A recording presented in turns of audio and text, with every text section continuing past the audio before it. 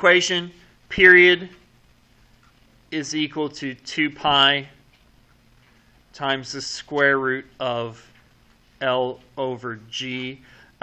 Period is capital T.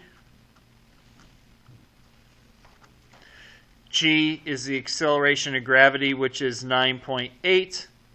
At least it is on Earth. If I gave you a problem where it's like on the moon, then it's not 9.8. What's that ribbon thing on top of the 9.8? Yeah, so you're talking about here? Yeah. So this is G, not 9. No, the numerator, not the Yeah, up here. Yeah. This is length.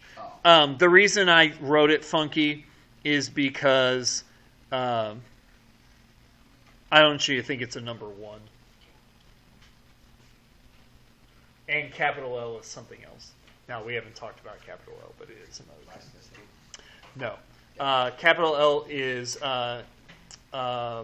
angular momentum, obviously. So, yeah. Okay, so it takes 20 seconds to make 4 oscillations. How long is the pendulum? So we already know we're solving for L. And it doesn't say otherwise, so we just assume G is 9.8. And it wants to know what L is. Well, in order to do that, I got to find the period. Luckily, period is the time it takes to go once. Well, we got the time it takes to go 4.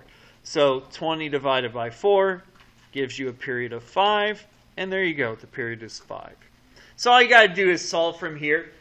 My suggestion is to divide both sides by 2 pi first. You could put 2 pi in your calculator, but it might be easier to put 6.14. Either way, you'll be fine. When you divide that out, you get 0.80 equals the square root of L over 9.8. You're going to square both sides to get rid of the square root. When you square 0.8, you get 0.64. This is going to be L over 9.8 once you get rid of the square root, and then you multiply 9.8 to both sides. Gives you a final answer of a length of 6.2 meters.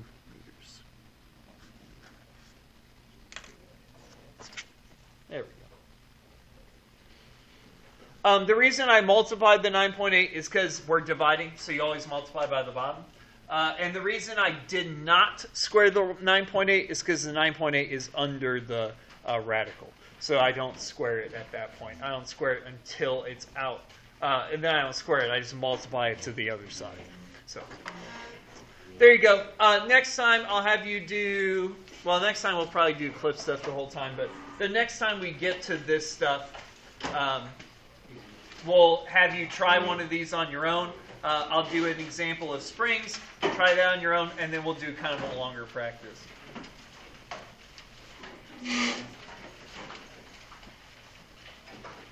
And then we'll move on to waves. Hey, how much is that telescope that they let you borrow? Not borrow, he gave it to me. Oh, you get to keep it? Mm-hmm. Yeah, he donated it to me. How much is that thing cost? It's a $900 telescope. Oh. You said $900 or $900,000? 900. Oh, It's. I was gonna say, like, I'm going to upgrade it at some point, but I'm gonna wait until after the trip, so I can see what I need and what I want to do. It's like, it's. Let's just say it's been well loved. He works, like, his job is doing astronomy stuff, and so he used that telescope for a bunch of years at the park he's at, and so, like, he does that 3 times every weekend the entire summer. And he has a bunch of these telescopes. So he had one that he doesn't use anymore. And he sent that to me. So, like, the lens had fingerprints all over it. There's, like, one spot, I think there's, like, a fingerprint, like, on one of the inner lenses that I can't get to.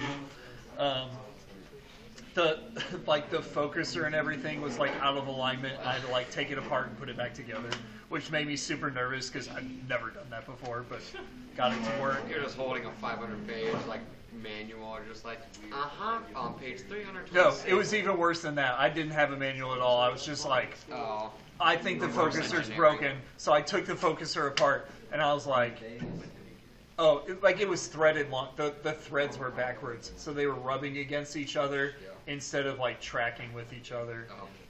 And then I was still having trouble with it, and it's because the whole thing was upside down. And so like I had to rotate. Focus? Yeah, the focuser, because it was like dipping down instead of staying steady, and so that was making it not work as well. But like even then, the focuser still doesn't work all that well, and